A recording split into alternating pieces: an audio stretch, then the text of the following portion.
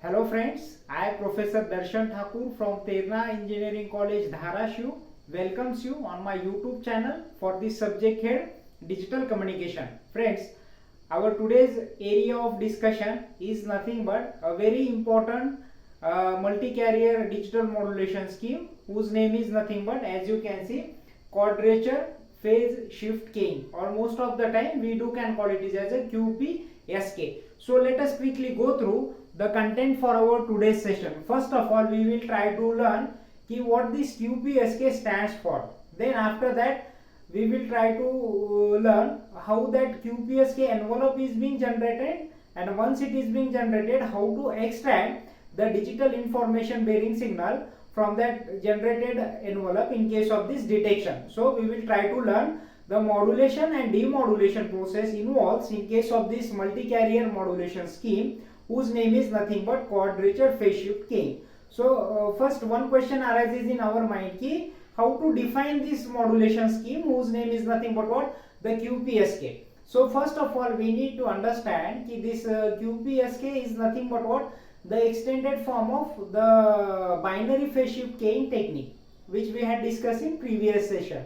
So basically, in case of binary phase shift keying, we are keying the phase of this unmodulated carrier signal with respect to the amplitude of modulating signal, or with respect to the amplitude of digital modulating signal, right, in case of binary phase shift keying. But the one of the biggest disadvantage of this binary phase shift keying is nothing but what? Its signaling rate. Basically, signaling rate is nothing but what? The how many number of symbols we can transmit during that signaling interval per second. That is nothing but signaling rate. So in order to improve this signaling rate, such type of multi-carrier modulation schemes are being preferred over the single carrier modulation scheme, right? So see, as its name indicate, it is nothing but what? The Quadrature Phase Shift Keying. So first of all, we will try to learn how to generate the desired envelope belongs to this QPSK with the help of this QPSK modulator. Once that envelope is being generated, then after that we will come to know how to extract the desired information bearing signals. Those are being given to the input of this modulator or the input of this transmitter, right? So one by one, let us start our today's session with this QPSK modulator. So as I told you earlier, this QPSK basically it stands for what? The Quadrature Phase Shift Keying, right? So quad means obviously there are four different symbols we can have with us, right? Now these four different symbols can be called it as a D bits, right? This can be called it as a D bits. Means instead of transmitting a single bit during each and every signaling interval, here the two different binary bits are being transmitted during each and every signaling interval, right? So as we are having the four different symbols in terms of four different D bits, right? So first of all, we need to understand with the help of this QPSK modulator how to get the desired envelope belongs to this QPSK, right? So in order to generate the desired envelope, first of all we need to define these four different D bits which we are having with us. So probably these four different D bits are nothing but what? 0, 0, 0, 1, 1, 0 and 1, 1. According to the binary number system, basically if number of symbols are 4, so obviously these probable passwords or the code words are nothing but what? 2-bit code words more prominently, 0, 0, 0, 1, 1, 0 and 1, 1.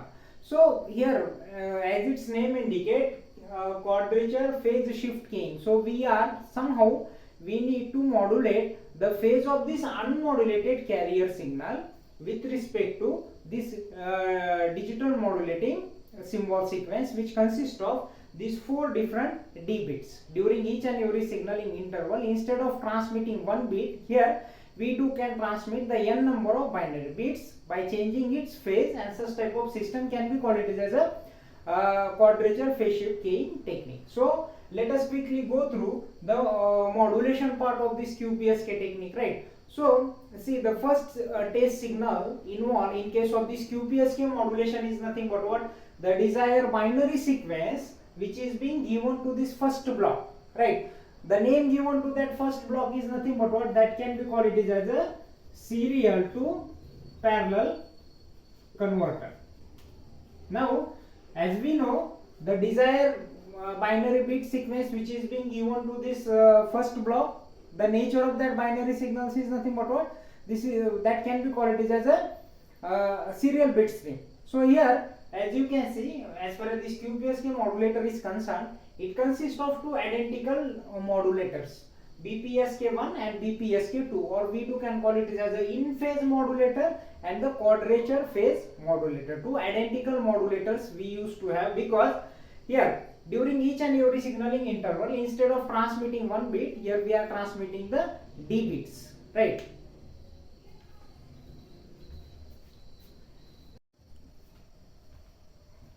So as you can see in this QPSK modulator, there are certain functioning blocks. Those are nothing but what? There are two identical modulators we used to have. These modulators can be called it as a BPSK modulator number 1 and the BPSK modulator number 2, binary phase shift keying modulator, because this is nothing but what? The extended version of binary phase shift keying.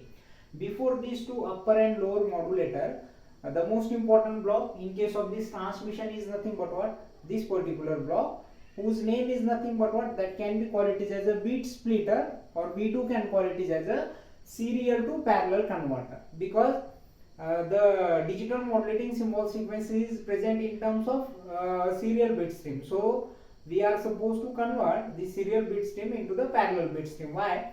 Because this bit splitter will split the given sequence. After this sequence is being splitted, or once it is being splitted, then alternatively it will provide one bit to the upper modulator and one bit to the lower modulator, right? So in order to recognize the given binary symbol which is being given to this upper and lower modulator, this entire serial bit stream is being mapped in terms of even and odd bits. Now let us consider, if suppose we are having such type of symbol sequence 1 0 1 1 0 1, so I think there are 6 different bits. So this, out of these 6 bits, 3 bits can be configured as an odd bit, and remaining 3 bits are being considered as a, or which are being located at even position. If suppose this is the first bit, second, third, fourth, fifth and sixth, right? So first, third and fifth can be considered as an odd bit,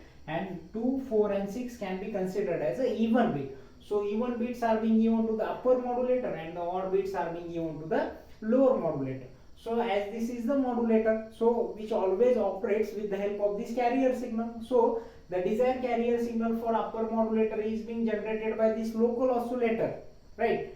And as far as the lower modulator is concerned, the desired carrier signal for this lower modulator is being passed through this 90-degree phase shifter, right? Because if suppose this is the sine envelope, right? When that sine envelope is being passed through this 90-degree phase shifter, the carrier signal can be represented in terms of cosine expression, right? So in this way, these two carriers are being generated. This BPSK1 or upper modulator works on the carrier signal provided by this local oscillator. This lower modulator works on the carrier signal. Those are being passed through this 90-degree phase shifter, right? After that, there will be a process of modulation. Now the question arises ki how to transmit these 4 different D bits. So for the purpose of transmission, the 4 different phase angles are being assigned. Now the question arises ki which 4 different phase angles are being assigned. So very simple, as we are having the 4 symbols, right? So the total time for that one complete sinusoidal signal is how much? 360 degrees. So obviously 360 divided by 4, 4 9s are 36, 90 degree. Means that much amount of time space is present in between any two successive D bits, right? So if the 0 degree is being assigned to that first D bit, right? This 180 degree, if suppose it is being assigned to the second D bit, again to that third bit 90 degree, arbitrarily these phase angles are being selected. Laterly in detail we will try to learn the phasor diagram or the constellation diagram for this QPSK modulation, right? So for the sake of moment, these 4 phase angles are being assigned to these 4 different D bits, right? Now when we are supposed to transmit the first D bit, that is nothing but what, 0 0, right? So how it is being transmitted? Out of these two 0, one bit can be considered as an odd bit, another bit can be considered as an even bit. So odd bit is being given to the lower modulator, even bit is being given to the upper modulator, which works on the carrier frequency provided by this local oscillator, and this lower modulator will works on the carrier frequency which is being passed through this 90-degree phase shifter, right? Now let us quickly go through how to generate the desired envelope of this QPSK signal, right? So for that purpose, we are in need of such type of graphical representation.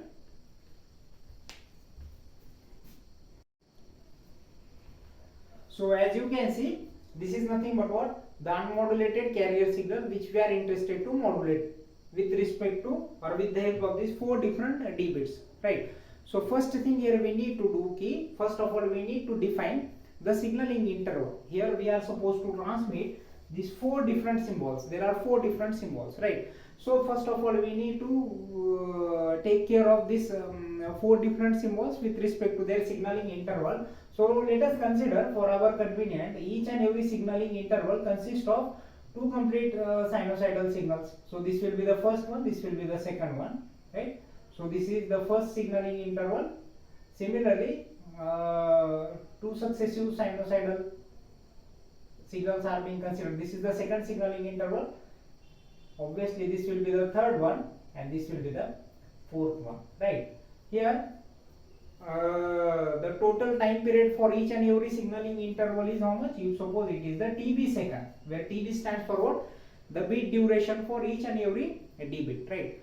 So initially, if suppose we are interested to transmit the 0 0 as a first D bit. Now the question arises how this 0 0 D bit is being transmitted. Undoubtedly, one even bit is being given to the upper modulator, odd bit is being given to the lower modulator. But which phase angle is being assigned to this first D bit? 0 degree, right? So all this signal will appear as it is, as we are not changing the phase of this unmodulated carrier signal. So all this signal will appear as it is, as we are having these two sinusoidal cycle. This is the first one and this is the second one, right? Now whenever we are heading through the signal transition, now within this second signaling interval, if suppose we are interested to transmit the second D bit, that is nothing but what? The first D bit is nothing but 0 0. The second D bit will be what? 0 1. So for this 0 1, which phase angle is being assigned? 180 degree, right? So ultimately there will be a phase shift of 180 degree. That relevant phase angle is being assigned to this D bit, which consists of one odd bit and one even bit. So what we need to do, carefully we just try to see, during this signaling interval, the phase of this unmodulated carrier signal is being changed by an amount of 180 degree. By an amount of 180 degree means what? That signal is being inverted in this fashion. This will be the first cycle and this will be the second cycle, right? Clearly I will draw the signal here one more time. So this is how there will be a phase shift of 180 degree to transmit this D bit, which is nothing but 0 1. Now when we are interested to transmit the third bit, that is nothing but what? 1 0. At that time there will be a desired phase shift of 90 degree. Now how to interpret this 90 degree phase shift? So for that purpose, one more time, during this signaling interval, again there are 2 complete cycles of sinusoidal in case of that sinusoidal form. So as you can see here, the total time period for this positive half cycle is how much? It is 180 degree. So 90 degree means what? Half of that, right? So in this way, this 90 degree phase shift can be interpreted graphically. So how to show here? So as you can see, by an amount of 90 degree, we are changing the phase. Remaining signal will remain as it is, right? So in this way, which symbol is being transmitted? 1 0 by an amount of 90 degree. Here 0 1 is being transmitted by an amount of 180 degree and 0 0 is being transmitted by an amount of 0 degree. So the last symbol remaining is nothing but what? 1 1, right?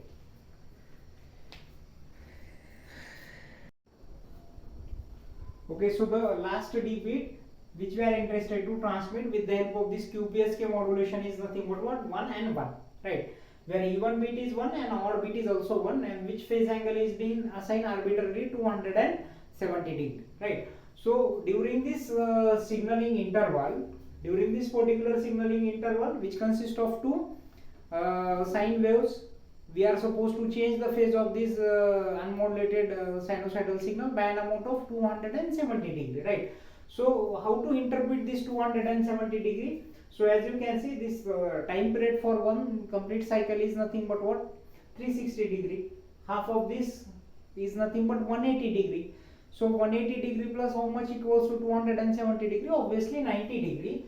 So at this point, it is being interpreted like this: by an amount of 270 degree, we are supposed to change the phase of this unmodulated carrier signal. So how it will look like? It will look like this. So the phase of this signal is being changed by an amount of 270 degrees. So this is nothing but what? The envelope of this QPSK signal, which is generated by this QPSK modulator, right? So this is the generation part, in which we will come to know with the help of these 4 different dB how this unmodulated carrier signal is being modulated with the help of these 4 different phase angles for our sake of understanding, by changing its phase by an amount of 0 degree, 180 degree, 90 degree and 270 degree. After that, another important part of this QPSK modulation is concerned, that is nothing but what? Its constellation diagram or its phasor diagram. So let us quickly go through the phasor diagram for this QPSK modulation.